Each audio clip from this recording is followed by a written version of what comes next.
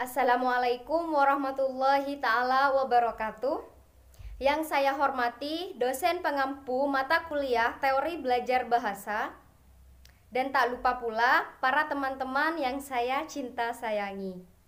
Pada kesempatan kali ini, saya akan mempresentasikan mata kuliah teori belajar bahasa dengan subtema teori belajar humanistik.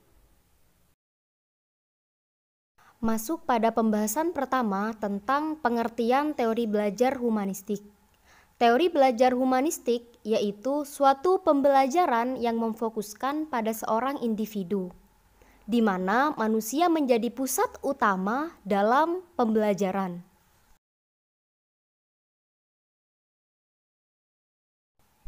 Esensi dari teori humanistik yaitu bagaimana pendidikan dapat menciptakan dan mengembangkan potensi terbesar seorang manusia dengan cara kreatif dan inovatif.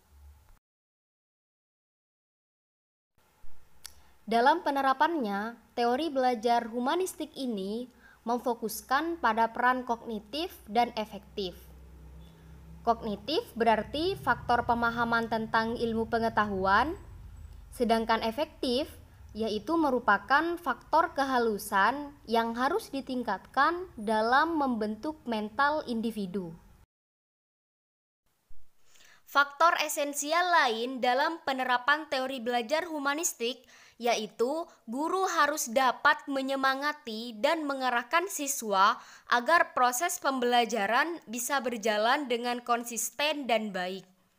Terlebih, guru juga harus memberikan motivasi kepada mereka agar siswa dapat memotivasi diri mereka sendiri.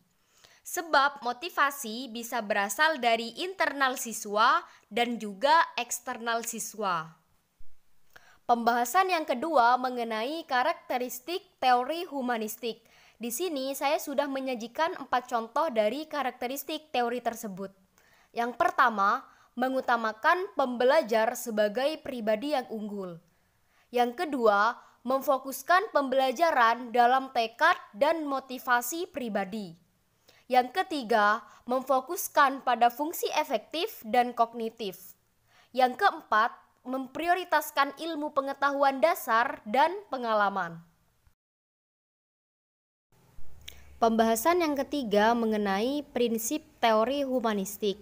Di sini saya sudah menyajikan 3 contoh dari prinsip teori humanistik.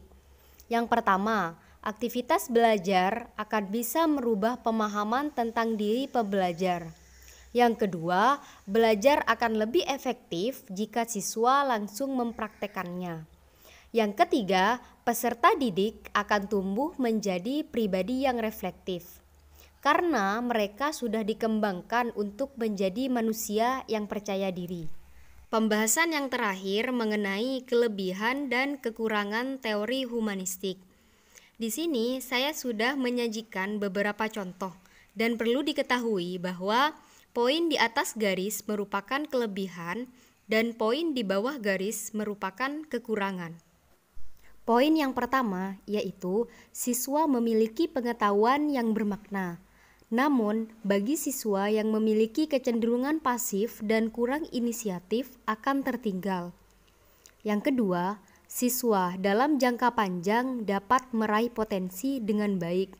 Namun, di lain sisi, bagi siswa yang malas untuk mendalami potensi diri akan tertinggal dalam pembelajaran. Yang ketiga, siswa akan lebih inovatif dalam menguasai pembelajaran.